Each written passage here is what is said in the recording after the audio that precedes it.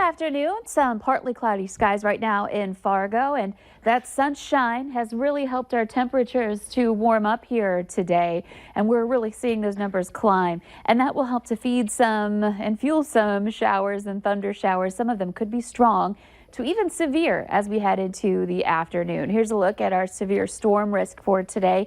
One thing I want to mention, we've been talking about this all morning, and now the Storm Prediction Center has expanded it a little farther eastward now into Lakes Country, Minnesota. So basically, southern half of the valley, that's where we're more likely to see the potential for some severe weather. It's a marginal risk, which means that it's not going to be a widespread outbreak here. We're just looking at the potential, though, for some hail that could reach 1 inch in diameter and some strong gusty winds as well. So something to watch out for this afternoon, especially if you have plans to be outdoors. Make sure you've got your Valley News Live weather app downloaded and updated so you can get the latest info.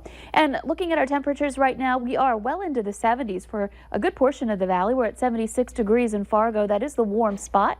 It's 72 in Grand Forks. A lot of places in those low to mid 70s here.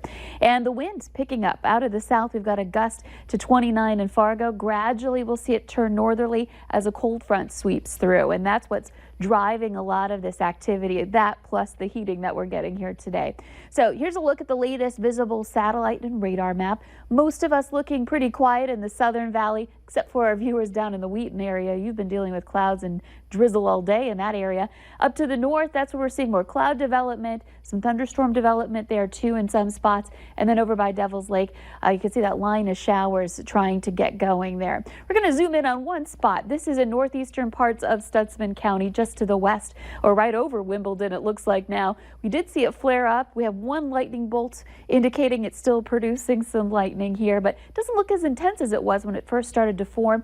We're going to keep an eye on that though as it moves eastward.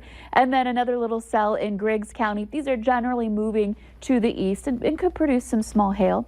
And then up into northeastern parts of our viewing area, Warroad seeing some lightning. That storm moving over the lake there, and then down into Beltrami County and Lower Red Lake seeing some rain there. So these are little pockets of heavier rain and some lightning. We'll see this just continue to become a little more widespread and develop through the afternoon.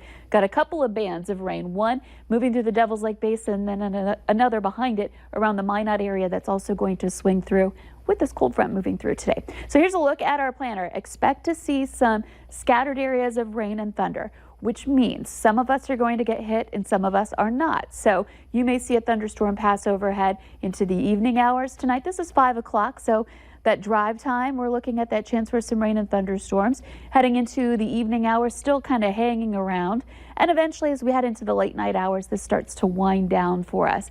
And we'll see some quieting weather heading into tomorrow morning, but not before, again, some of us have to deal with some stronger storms. And tomorrow, starting off with some sunshine, cool temperatures, 40s, maybe a couple of us dipping into the upper 30s up north. And as we head into the rest of the day, you can see most of us enjoying lots of sun all day long. This is a noon hour. Temperatures will be in the 50s to some low 60s at that point.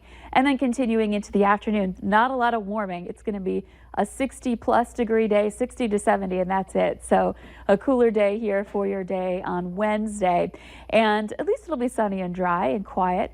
And as we look ahead to Wednesday night, staying quiet into Thursday with a high of 74 on Thursday.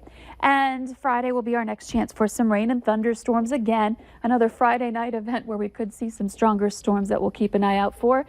Behind that, we cool right back down into the 60s for the weekend.